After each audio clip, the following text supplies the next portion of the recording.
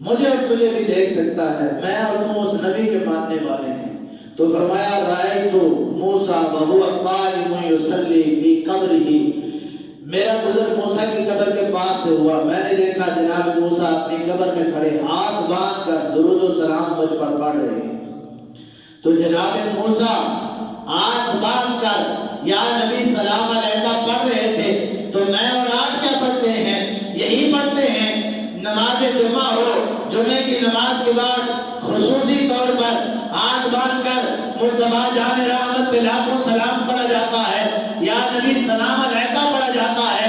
کسی کے گھر محفل ہو، کسی کے گھر چیلم کی محفل ہو، کسی مسجد کے اندر چیلم سالانہ تیسرا کوئی محفل ہو، میلاد مصطفیٰ ہو، معراج مصطفیٰ ہو، جمعہ ہو، میں اور تو بھی کھڑے ہو کر ہاتھ باندھ کر یا نبی سلام علیکہ پڑھتے ہیں۔ تو کہا جاتا ہے یہ کہاں لکھا ہوا ہے، کھڑے ہو کر کیوں پڑھا جاتا ہے؟ تو جناب موسیٰ سے پوچھو انہوں نے کھڑے ہو کر کیوں میرے اور تیرے نبی پر درود و سلام بھیجا؟ شب اسراء کی رات۔ اور ہم اس لیے پڑھتے ہیں موسیٰ کلیم اللہ سے بڑا میرے اور تیرے نبی کی شان اور مقام کو سمجھنے والا کون ہو سکتا ہے؟ موسیٰ سے زیادہ کون جان سکتا ہے کہ جس نے ساری زندگی رب سے یہی کہا ربی ارنی انظر الیک، اے سویا مجھے اپنا آپ دکھا، اے رب میں تجھے دیکھنا چاہتا ہوں۔ رب نے کہا تو سن تو سکتا ہے، تجھے میں نے کلیم اللہ بنایا ہے، اپنا کلام تجھے سنا سکتا ہوں، لیکن اے موسیٰ تو میرا دیدار نہیں کر سکتا۔ ہاں دیدار اگر میرا کوئی کر سکتا ہے تو ایک میرا یار محمد مصطفیٰ ہے، ایک محمد مصطفیٰ میرا دیدار کر سکتا ہے، مجھے دیکھ سکتا ہے۔ وہ موسیٰ کلیم اللہ میرے اور تیرے نبی کی شان کو زیادہ سمجھتے تھے، وہ موسیٰ میرے اور تیرے نبی کو مقام کو زیادہ سمجھتے تھے، یا آج 14 صدیاں بعد آنے والا سمجھتا ہے کہ پڑھنا چاہیے یا نہیں پڑھنا چاہیے؟ اس لیے پڑھنا چاہیے کہ رب کے کلیم میں کھڑے ہو کر پڑھا ہے۔ اور پھر اگلے جمعے کو انشاءاللہ بتاؤں گا یا اس سے آگے زندگی رہی تو درود و سلام اور کس کس نے پڑھا ہے، کس کس نے پڑھا ہے؟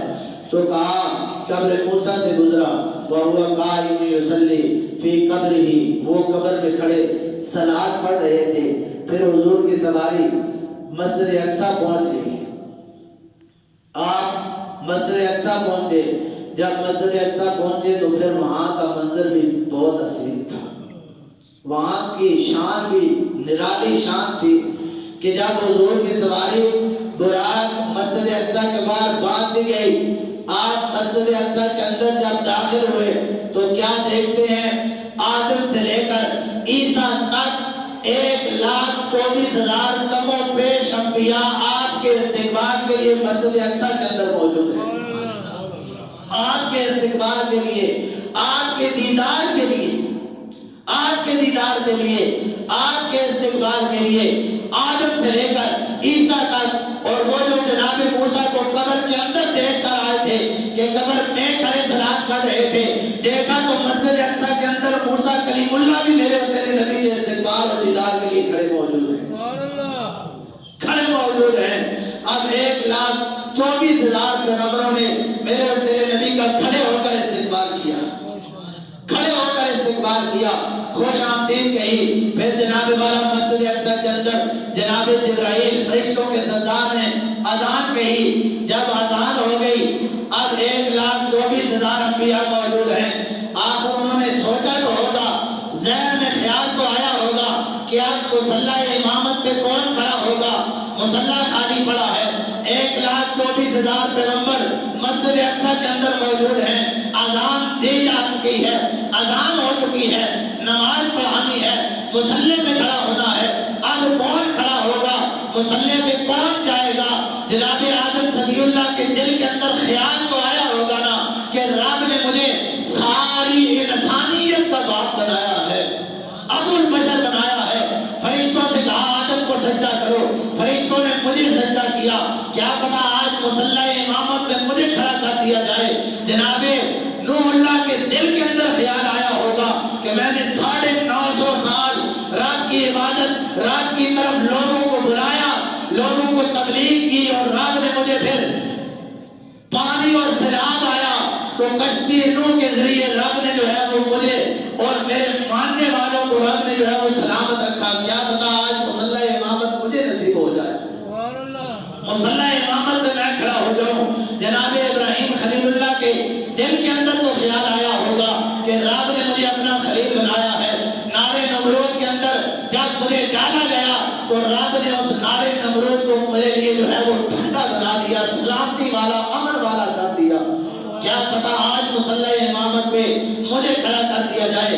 جناب یوسف کے دل کے اندر خیال آیا ہوگا نا کہ میں رب کا وہ حسین و جمیل نبی ہوں، میں رب کا وہ پیارا نبی ہوں، وہ حسن والا نبی ہوں کہ جب مصر کے اندر کاٹ پڑا، 7 مہینے تک کھانے کے لیے کچھ نہیں تھا، قوم دنیا والے آتے، جناب یوسف ایک کرسی پر جو ہے وہ بیٹھتے، دنیا والے جناب یوسف کے چہرے کو دیکھتے ان کی پیاس اور بھوک مٹ جاتی۔ 7 مہینے تک جناب یوسف کے چہرے کو دیکھ کے دنیا پیٹ بھرتی رہی۔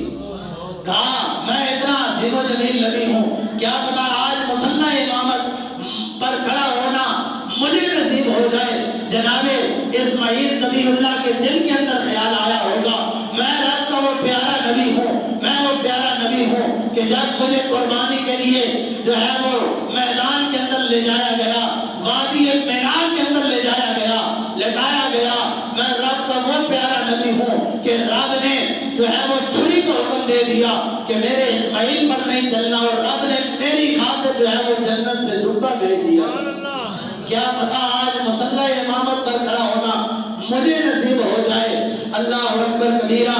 جناب موسیٰ کلیم اللہ کے ذہن کے اندر تو خیال آیا ہوگا کہ میں وہ رب کا پیارا کلیم ہوں کہ میں طور پر گیا، رب نے طور پر اپنی میٹھی بولی میں، اپنے لذیذ اور پیارے انداز کے اندر، خوبصورت انداز کے اندر مجھ سے کلام کیا۔ ڈائریکٹ رب نے جناب موسیٰ سے کلام کیا۔ جناب موسیٰ نے ڈائریکٹ رب کے کلمات کو، رب کی آواز کو، رب کے کلام کو سنا اور رب سے جو ہے وہ باتیں فرمائی۔ تو آپ کے دل کے اندر بھی خیال آیا ہوگا کہ میں دور پر رب سے باتیں کرنے والا نبی ہوں، کیا پتا آج مصلی امامت میرے مقدر میں آ جائے۔ اور جناب عیسیٰ روح اللہ کے ذہن کے اندر، دل کے اندر خیال آیا ہوگا کہ میں رب کی روح ہوں، میں رب کا کلمہ ہوں،